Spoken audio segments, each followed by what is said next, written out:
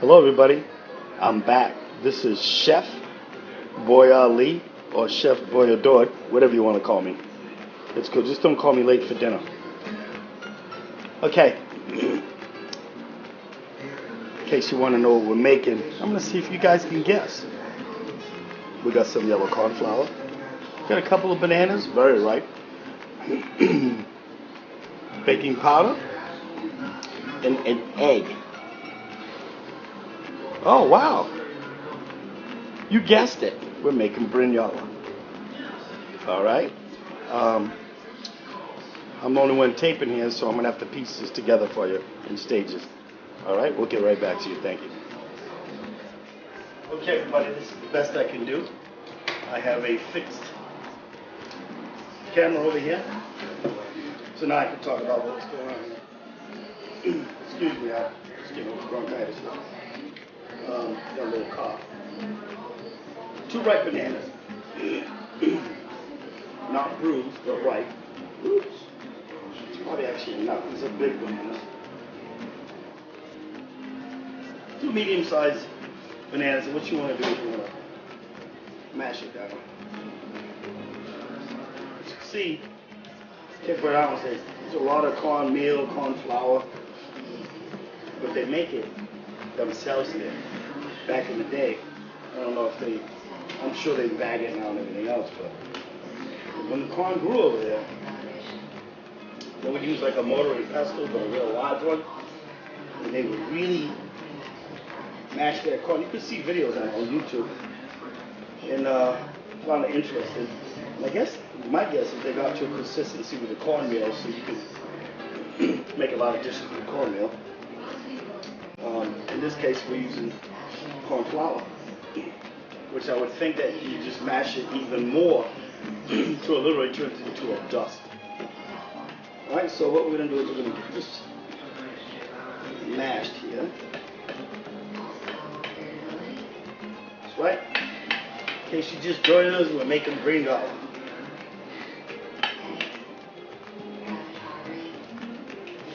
Okay, once you get it mashed, where there's no big rocks in it, the next thing you want to do is you want to crack an egg.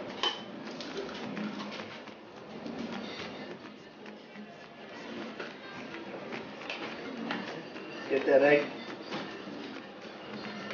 beaten well into it. Actually, I could have cracked the egg first. Doesn't matter. So 1 egg, 2 bananas. Got my oil. I got some oil on the stove. About excuse me, 1/4 inch of canola oil. That's what I'm using. I'm not sure that really matters. Canola oil has a nice high oil smoke point, which is nice, and it's a little bit healthier for you.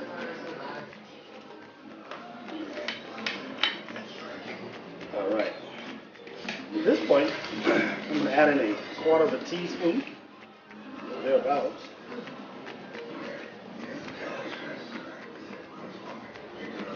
of baking powder.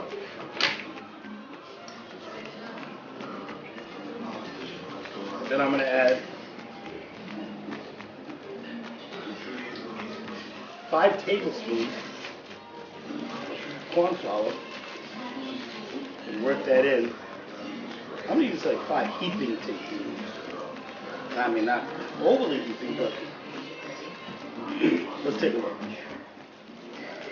This is what I'm doing. 1 tablespoon. Got 2 bananas, a big banana, so there we go. 2, 3,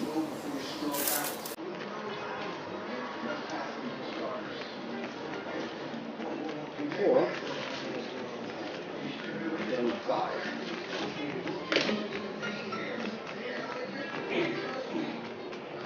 A lot of these recipes, there are no measurements for, so we have to play with them trial and error. I mean, as they're crossed over and brought to us,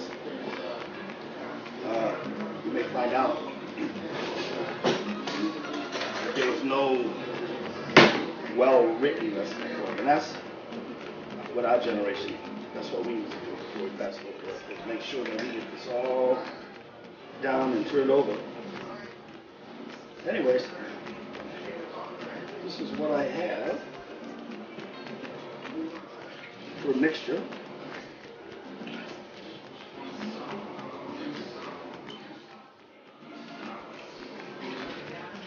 Okay.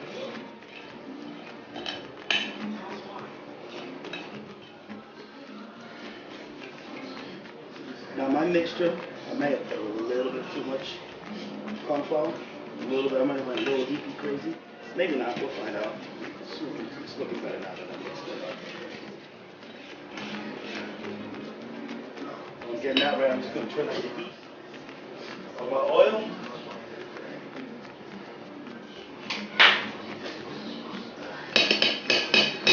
Actually, that's about perfect. So I guess I was correct on the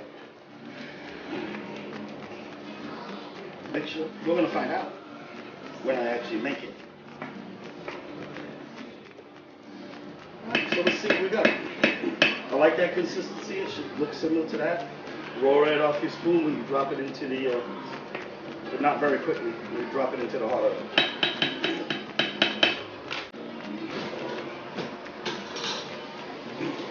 What I'm going to do is I'm going to bring this over to the stove.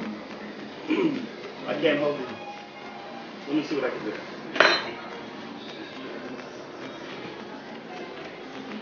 All right, bear with me. Coming over to the stove. Gotta find a place to put this so you can watch me drop it in. And get a look at what it does.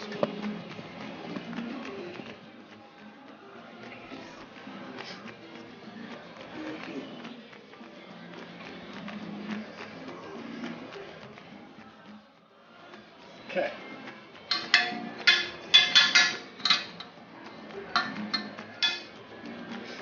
I got a quarter to half inch of oil. You don't need maybe as much as I just dropped in there. Could go a little bit less. Let's see what this does.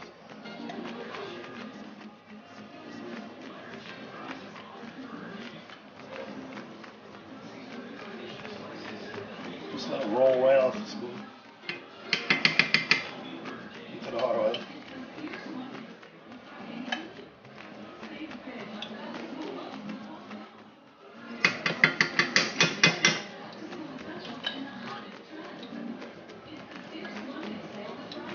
These are actually a little bit big. Whatever you want to do, it's preference.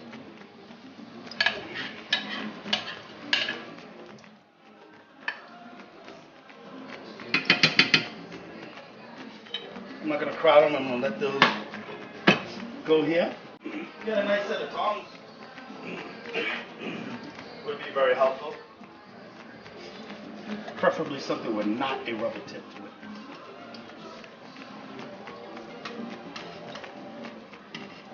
Okay, that one could have been a little bit hard, but it's okay. Alright.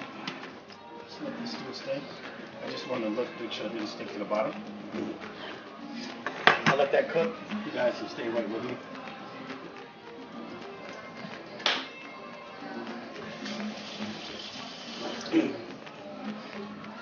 Lane Gomes, you watching? Go make these for David.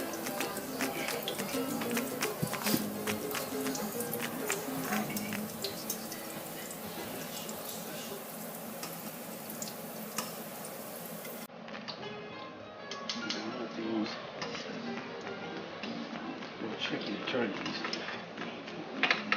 When I learned how to do these, Tina says, I would watch how she turns these.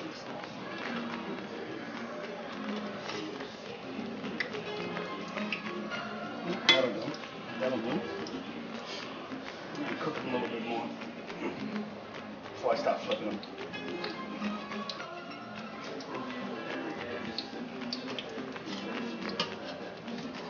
Anybody want to come over and have some? Then we can have some of these with some tea or some greaser. I'm having a heck of a time using these tongs. So forget I said use the tongs. Use what works for you.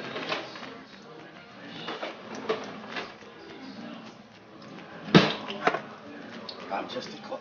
I'm not an expert. splash it. Okay. I'm gonna use 2 items. Maybe that will help out. There we go.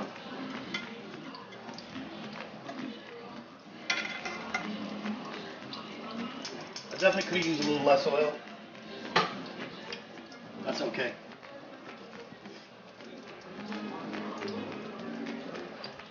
Too much oil is not good for you, right? Or is it bad for you? Good for you? Can't live forever anyways. But I don't make it a habit of using a lot of oil. Try not to. The older we gotta be more conscious about this stuff. Alright. So while we're rocking and rolling on the Brinhola, here's a real thing about this. I never made these before. So what I'm gonna do is, my wife thinks I've made them before. Well, I made them, I think, once where I thought I was making them right years ago. So I'm gonna go and give them to my wife and let her be the judge. This way, someone else will be the guinea pig. Okay, man, we'll get back to you when we plate these up. Alright, I'm gonna go ahead and plate these up for the burn. They look like they're ready. Oh, yeah. Right now, if you want to go ahead and sing with me, or sing as I'm taking these out, some nice Creole songs would be nice. I like them all, but I can't. I don't speak the language. That's why I cook. So for those of y'all that are wondering, why is he always cooking all these different Creole foods? I tried to learn the language. I never really could get it. So, this is what I do instead. All right, man, you're talking to Chef Boy, do it. We're out. We're gonna, they really look good.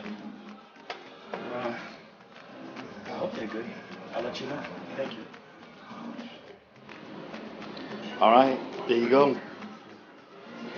We have Cape Verdean, Brinhola, with 2 nice hot cups of tea. Did you know that was Cape Verdean tea?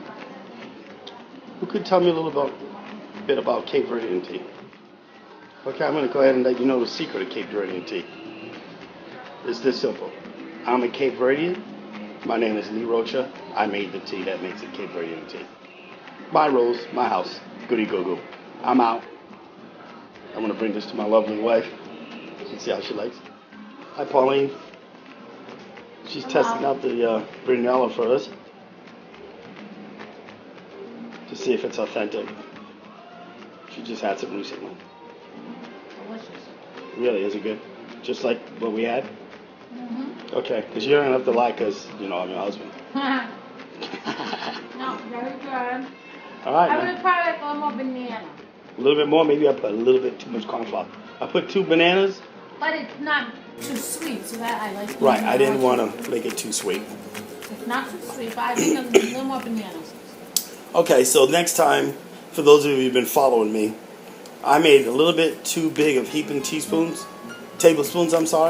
which again, the ingredients were 2 bananas, mashed down, 1 egg, 1/4 teaspoon of the baking powder, and I put 5 heaping tablespoons. I'm going to go with less than the heaping tablespoon sizes that you saw earlier in the video.